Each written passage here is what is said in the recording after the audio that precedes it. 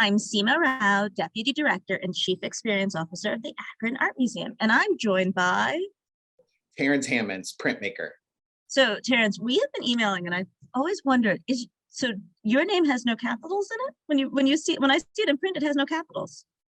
I don't do that on purpose. Oh, it looks aesthetically so pleasing, and I did, and I think it looks so pleasing in all those sort of letters. And I wondered if it was a stylistic choice. It's just habit, huh? I think it maybe has been an unconscious one, but yeah, I've always done it that way. I bring it up because you notice that mine does too. I like the look. I mean, I think for me, I have a real feeling about, I have very strong personal feelings about style. I am not a visual artist. I'm an art historian, but I have sort of personal feelings about style.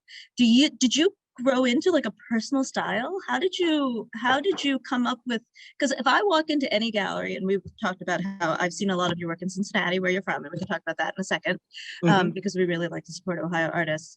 But I could walk into any kind of space and see your work and realize, oh, that's him. So where did that come from? I think it's obviously, like most people, it's a mix of a lot of different things.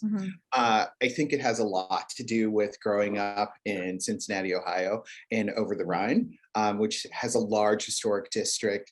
And I grew up in a tenement building that was built in, I don't remember, I think 1890 or something like that.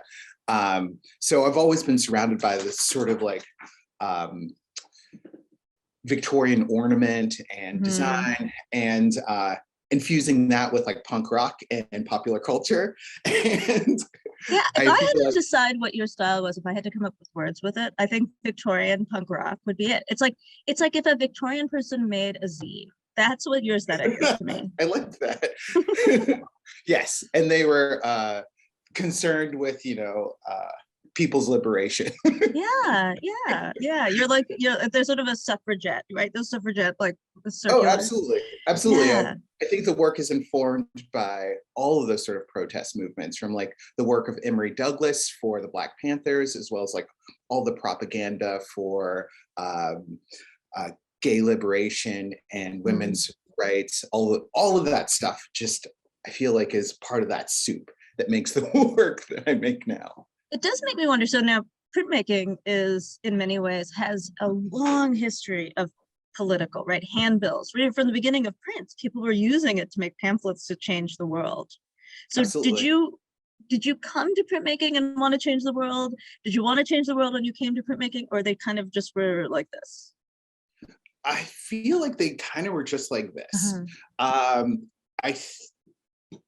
Well, I was fortunate enough to go to the School of Creative and Performing Arts from 4th grade to 12th grade. And in 4th grade, I think I had my first printmaking class. Also, in about 4th to 5th grade, I was introduced to the Ramones and punk rock. and that aesthetic of, I started making zines in the 5th or 6th grade, and I was in punk bands, and we made our own mixtapes and things like that. So I feel like they sort of the more I learned about music or protest and social things, the more I learned about printmaking, and they all seem to sort of dovetail together. And you keep talking about your home in Cincinnati, and I'd love to hear a little bit about it. For us in Akron and Northeast Ohio, your Ohio is similar to our Ohio. It's urban, it's people of color, and it's really old. Ohio was settled in the 1790s. Yes. So tell us a little bit about your Cincinnati. I don't know how to explain this. Well, I grew up in Over the Rhine, which is one of the oldest neighborhoods in Cincinnati, which is a German settlement. And I'd like to think at one point when I was growing up, I lived near a slaughterhouse, a pickle factory, and I was on my way to working at the Rookwood Pottery. And I felt like this is— You could have a sandwich on a really beautiful plate. Yeah, and I don't know if I mentioned the brewery as well. So it really felt like this is what Cincinnati was like 100 years ago, and people had a very similar experience. I don't know. That's so true here too. Like we have a brewery in Akron that I guess I can't name because they didn't sponsor us this year, but they're a wonderful brewery. And I remember going into their building, which is actually around the same age as buildings in Over the Rhine. And they said, what's funny is people come here and they work and they live right near here. And 100 years ago, people came here to work and they lived right near here, right? Like, and that's something that I think for me, when I look at your art, what I like is that it's placed in time. It's in our time, but it shows all these moments of time before us. And for those of us living in urban Ohio, that is us, right? Like I'm standing in a building that's from 2007, but right next to a building from 1899. Yeah, and that's Ohio. I feel like in Ohio, and especially in Cincinnati, you feel that reverberation of history, and I feel like that's a thread that's continuous in my work as well. Yeah.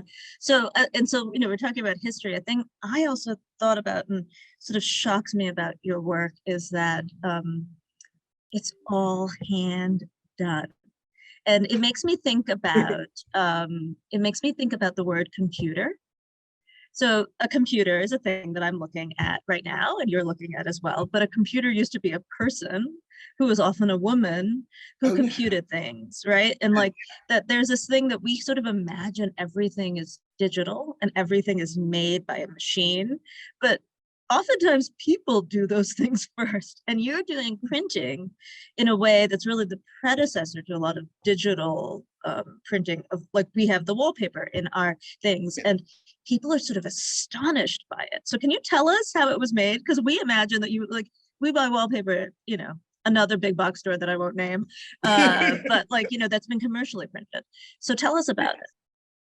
So the wallpaper that's in the collection, or in the exhibition, is screen printed. And the way that I do it, I'll screen print the pattern and I'll repeat that as many times as I need. I print on a special paper called Phototext, and it's a repositionable sticky back. And the rolls that I print on are 2 feet by 100 feet. So I will, print.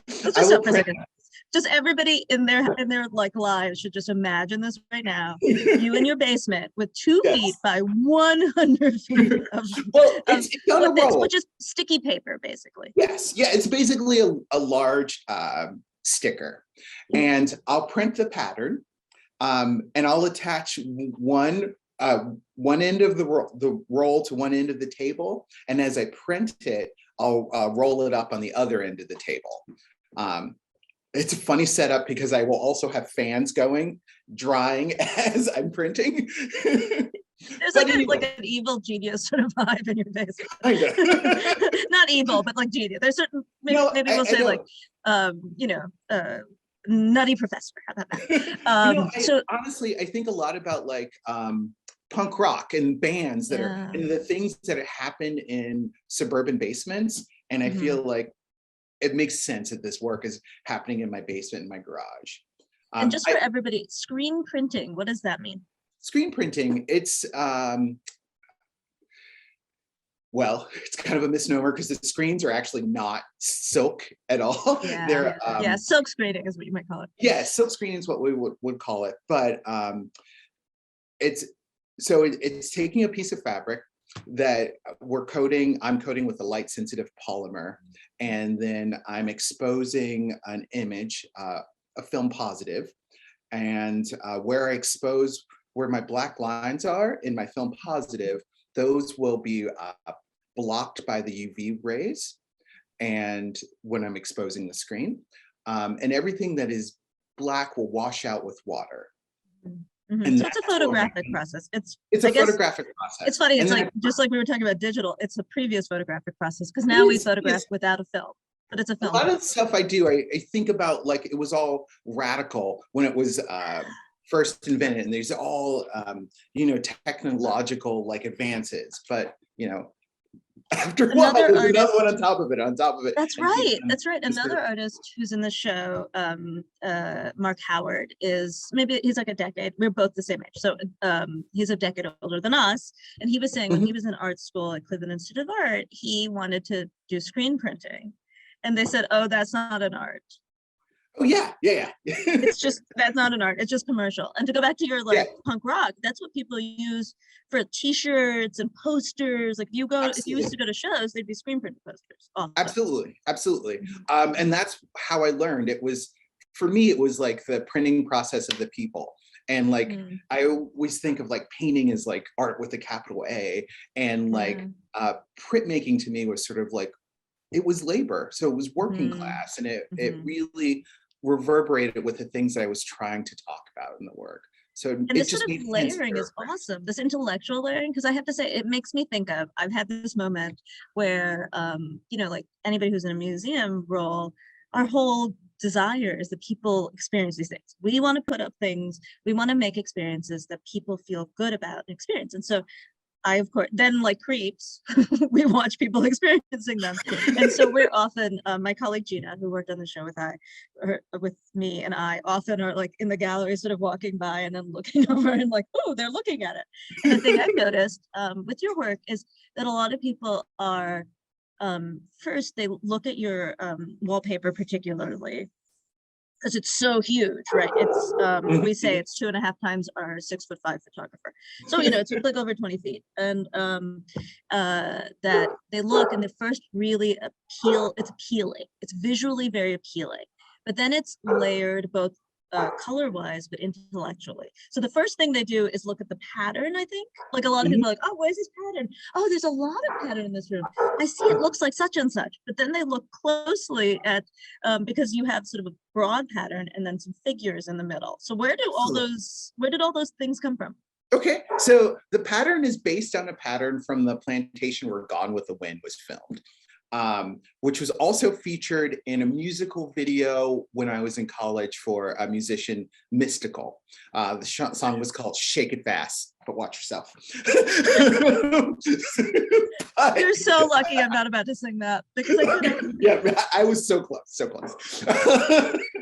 But anyway, I was actually at home one day during college and I saw the video and then I read about um, where it was filmed and I was like, oh, this feeds into all this research that I was doing about style and subculture and aspiration and class and wealth and all that stuff and race and so anyway, so that's the pattern. I actually ran home one day, taped it from Rap City. This is how old I am. And then and then I would do drawing. I did drawings based on these my recorded stills of this video. So the pattern is loosely based on that. And then inside of that pattern, I have included silhouettes from the first how-to book on breakdancing, which was published by Avon in I think 1981 or two-ish. Um, and then I've done a couple iterations of this pattern, but the first one was the first 250 rap artists to record music. And I think the one that's on exhibit now is more of a mixtape of Mhm. my favorite groups from like the mid to late 80s to like all through the 90s. I love that. So Queen Latifah is my favorite on there. Very pro Queen Latifah. Me too. Though I've spent a lot of time debating and deciding who each of the people are. Like Flava Flav, and I also really love Tribe Called Quest, who's on there. Yes. But one of the things that as I've been doing this, I'm standing with people who are many of whom are much younger than me and have been forced to hear me sing songs, particularly during the install now while visitors are here, is that what you do is there's a lot of story you just told us. And it's interesting because sometimes it's hard for people to hear those texts, but if they see the image, it's instantaneous. There's an interesting thing Yeah. that goes back to printmaking actually, and like handbills. A lot of times they started like, they said, don't bury the lead. They use the image as the lead. Mm-hmm, mm-hmm. So what, when you're like creating this, how do you simplify? Because your images have this like punch. What's on the cutting room floor for these zines?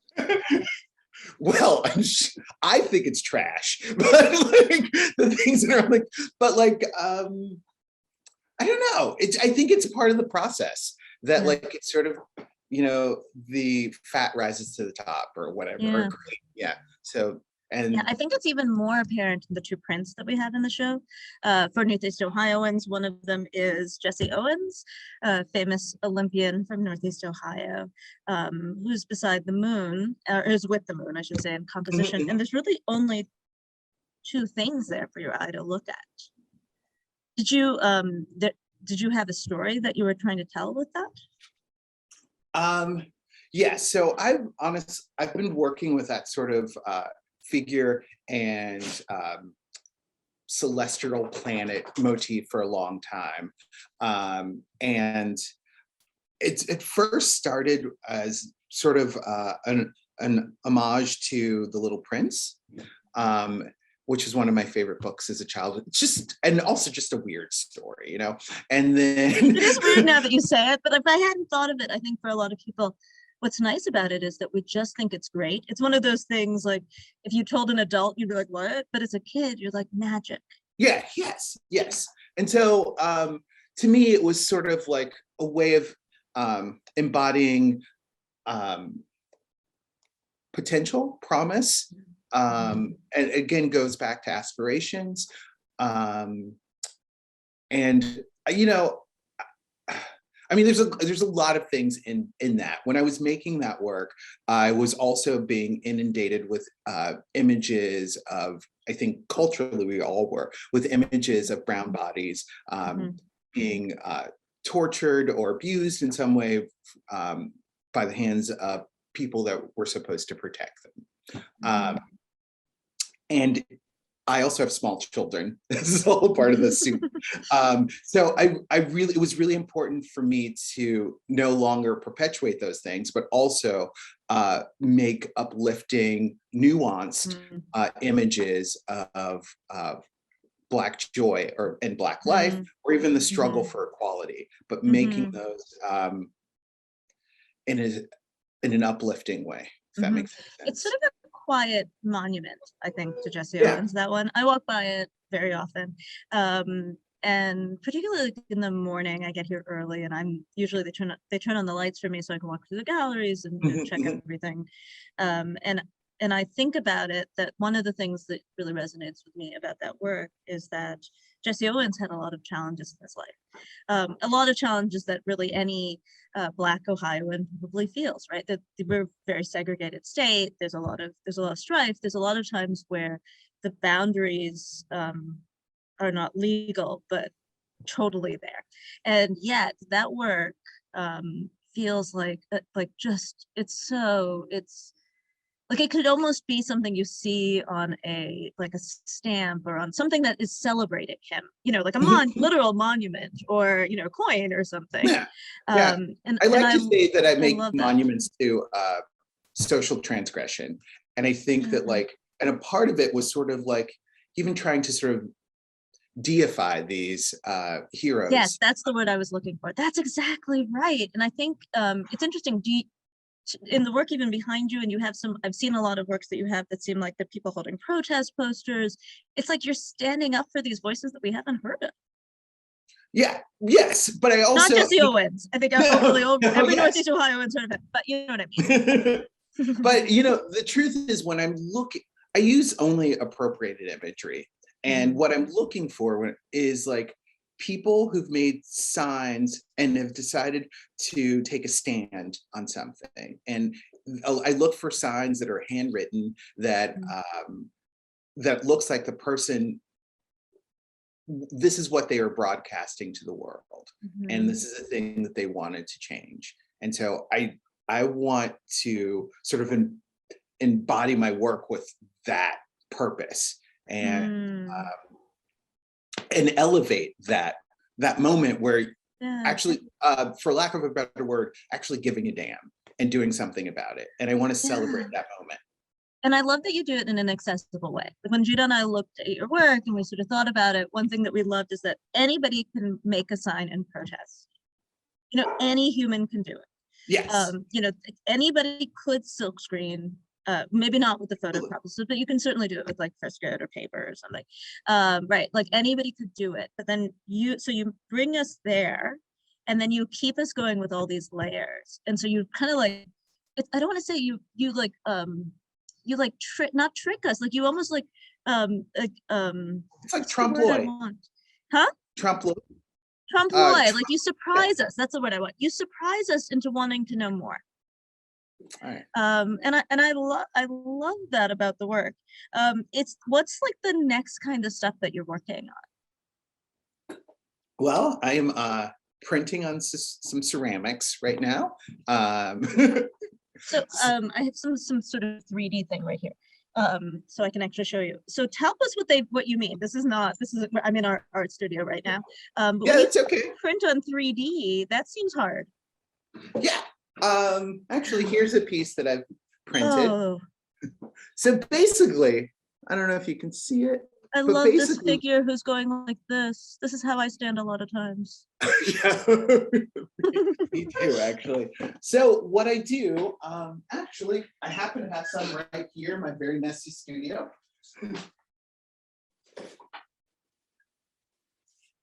I silk screen onto a special rice paper tissue. Oh, So I'll silk screen flat onto the tissue.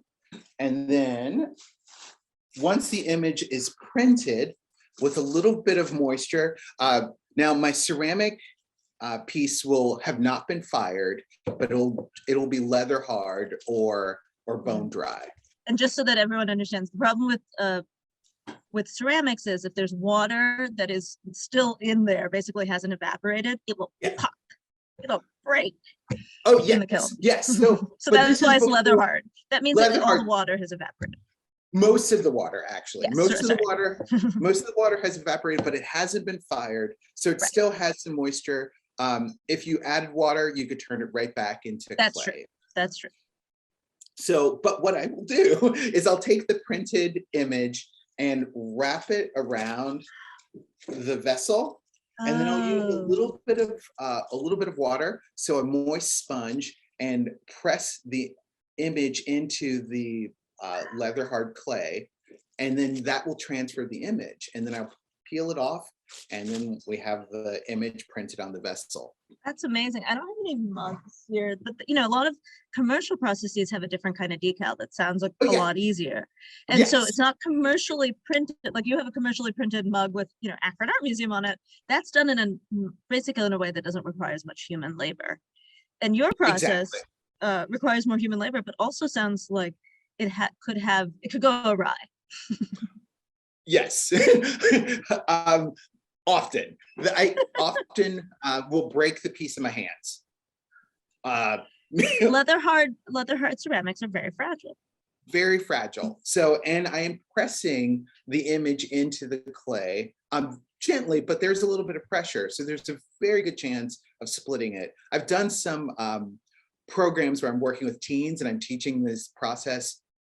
They always break them. I always tell them, we will slip That's cast. That's a very good lesson for teens, really. Be a little more it's careful. True. The impermanence of these things. Just you be careful, but also, there's so many chances for things to go wrong. So you kind of don't count your eggs until, they're fully fired. I'm hearing sort of a pattern in your work that I think is really interesting, that you do these things that seem a certain way, right? Like, it looks like commercially printed phototech, it's human made. You're doing ceramic that looks like it could be, they could have a decal adhered. Instead, you've basically printed onto it. And in each of them, what's interesting is that you're almost like tricking us. So the magic of the image is what we're tricked into seeing. We're drawn into it, and you kind of getting out of the way. And I love that. You're just like all about the meaning that's within there. Yeah, I think so. Yeah. Well, it makes for a great visual experience. Nice. Yeah, I'm not sure that I know any other way of making work. Yeah. Well, and you've been doing it for so long, so I think it's your full-time job. I always say these in these interviews, because people, you teach, but visual arts is your job. I think a lot of people don't, because a lot of people maybe craft or do other things. They don't understand this is what you do, right? Yeah, this is what I do.